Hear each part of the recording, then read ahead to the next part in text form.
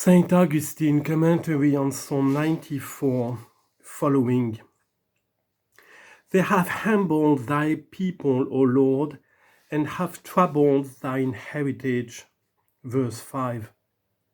They have murdered the widow and the fatherless, and slain the proselyte. Verse 6. That is, the traveler, the pilgrim, the comer from afar, as the psalmist calls himself.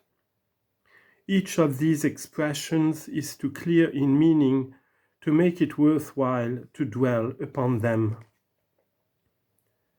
And they have said, the Lord shall not see. Verse 7. He observeth not, regardeth not these things. He careth for other matters. He understandeth not. These are the two assertions of the wicked. One, which I have just quoted, these things hast thou done, and I held my tongue, and thou thoughtest in righteousness, that I will be like thyself. What meaneth that I will be like thyself?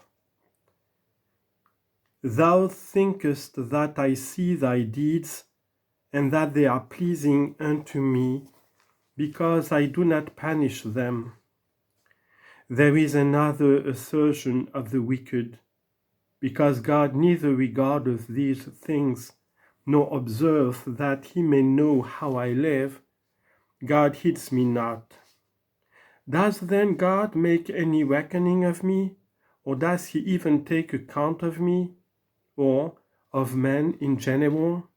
Unhappy man, he cared for you, that you might exist. Does he not care that you live well? Such then are the words of these last. And yet they have said, the Lord shall not see, neither shall the God of Jacob regard it. Take heed now, ye that are unwise among the people, O ye fools, sometime understand. Verse 8. He teaches his people whose feet might slip. Anyone among them sees the prosperity of the wicked, himself living well among the saints of God, that is, among the number of the sons of the church. He sees that the wicked flourish and work iniquity. He envies and is led to follow them in their actions, because he sees that apparently it profits him nothing that he lives well in humility, hoping for his reward here. For if he hopes for it in future, he loses it not, because the time is not yet come for him to receive it. You are working in a vineyard, execute your task, and you shall receive thy pay. You wouldst not exact it from your employer before your work was finished, and yet dost you exact it from God? And yet do you exact it from God before you do work? This patience is part of your work, and your pay depends upon your work. You who does not choose to be patient, you choose to work less upon the vineyard, since this act of patience belongs to your laboring itself, which is to gain your pay. But if you are treacherous, take care, lest you should not only receive your pay, but also suffer punishment, because you have chosen to be a treacherous laborer. When such a laborer begins to do ill, he watches his employer's eye, who hired him for his vineyard, that he may loiter when his eye is turned away. But the moment his eyes are turned towards him, he works diligently. But God who hired you averts not his eyes. You can't not work treacherously. The eyes of your master are ever upon you. Seek an opportunity to deceive him, and loiter if you can. If then any of you had any such ideas, when you saw the wicked flourishing, and if such thoughts cause your feet to slip in the path of God, to you this psalm speaks. But if perchance none of you be such, through you it does address others in these words, Take heed now, since they had said, The Lord shall not see, neither shall the God of Jacob regard it. Take heed, it said. Now you are unwise among the people, and you fools sometimes understand. He that planted the ear, shall he not fear? He that planted the ear, shall he not hear? Or he that made the eye, does he not consider? Verse 9. Or he that instructed the nations, shall he not reprove? Verse 10. This is what God is at present doing. He's instructing the nations. For this reason, he sent his word to man throughout the world.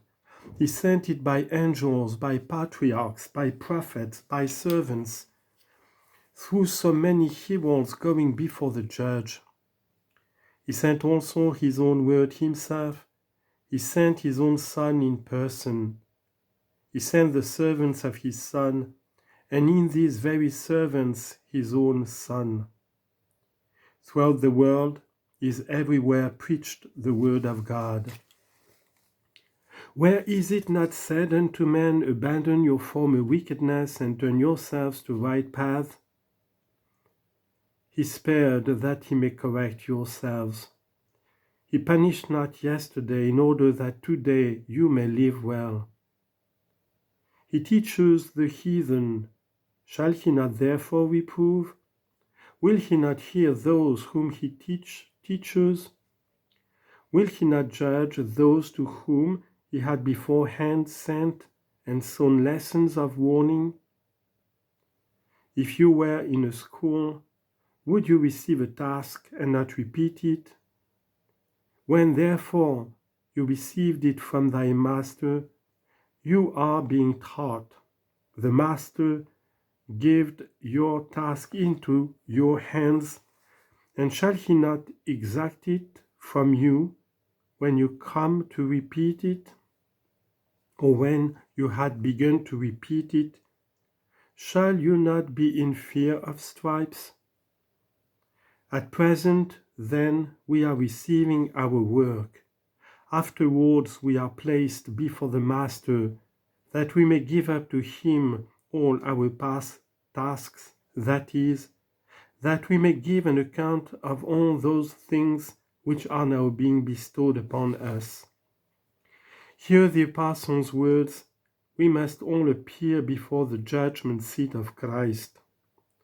2 Corinthians 5:10 and Romans 14:10. It is he that teacheth man knowledge. Does he not know who makes you to know?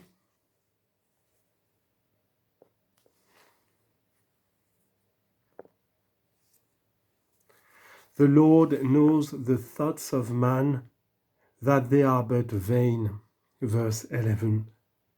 For although you know not the thoughts of God, that they are righteous, he knows the thoughts of man, that they are but vain. Even men have known the thoughts of God, but those to whom he had become a friend, it is to them he shows his counsel.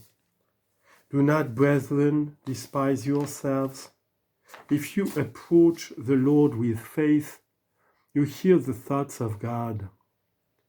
These you are now learning, this is told you, and for this reason you are taught, why God spared the wicked in this life, that you may not murmur against God, who teaches man knowledge.